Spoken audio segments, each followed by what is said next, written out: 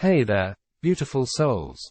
Welcome to Beautiful Meet Rich, the channel where we dive into the captivating world of sugar dating stories that have been posted online. I'm Jin, your guide on this journey through tales of connection, luxury, and the unique relationships that form when beauty meets wealth.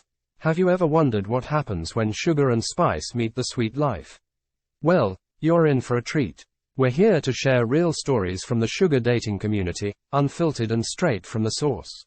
I know what you're thinking. Why sugar dating stories?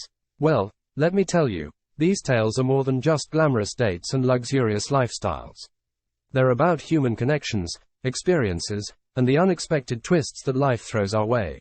Get ready for a rollercoaster of emotions, from heartwarming connections to jaw-dropping surprises.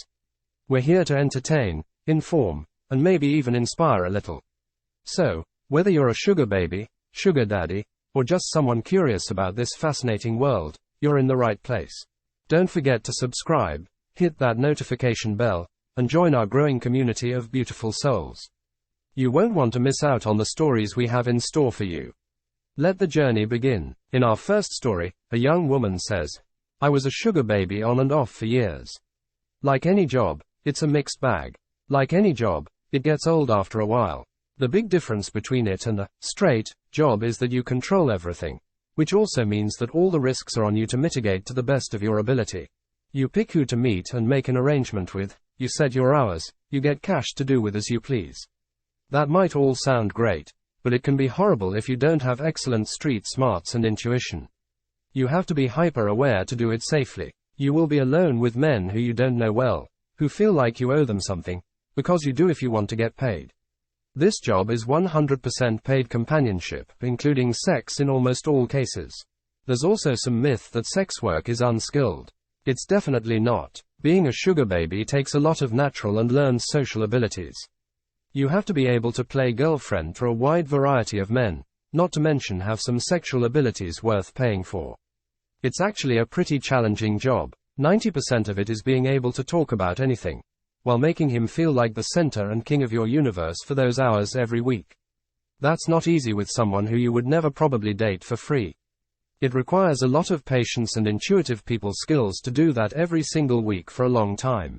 That being said, it came very naturally to me and I never ended up in a bad situation.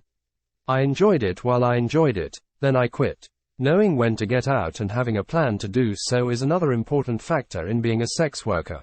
Don't DM me saying I was a prostitute. That's not news to me or anyone else. Sugar baby is just a kind of prostitute who provides a more girlfriend-like experience. Also, being called a prostitute isn't an insult to me. Here are some of the more interesting comments to this story. First comment. Did you use protection with the guys? I'm curious because I feel like some would demand a total girlfriend experience and try to not use protection with you. Or maybe you both had to bring a clean bill of health of something agreed upon beforehand. Genuinely curious what that was like. Comment number 2. I love this. I am one of those people who always finds myself attracting people of all ages, backgrounds, etc. I think I just give off a relatively inviting vibe. I go to bars alone often and that in itself often looks like an invitation. And furthermore, I truly love chatting with strangers and getting to know them. More often than not, it gets me in situations where they want to know me more. Which would be fine if I wasn't in a long-term relationship. But it happens from 21-year-olds all the way up to men in their 50s. But I feel like the situation you describe above is one I could feasibly do if the opportunity in my life was there. I've always been one to befriend the outcast or oddball simply because I can talk to most anyone. And I've certainly had my fair share of sexual encounters where I wouldn't necessarily seek the person out on my own and certainly wasn't super into them, but was just there in the situation and did it and enjoyed it plenty. Comment number 3. The biggest thing I feel when I read your post is that I wish when I had the market value in college, I would have been smart and less judgmental of these kinds of arrangements and pursued them.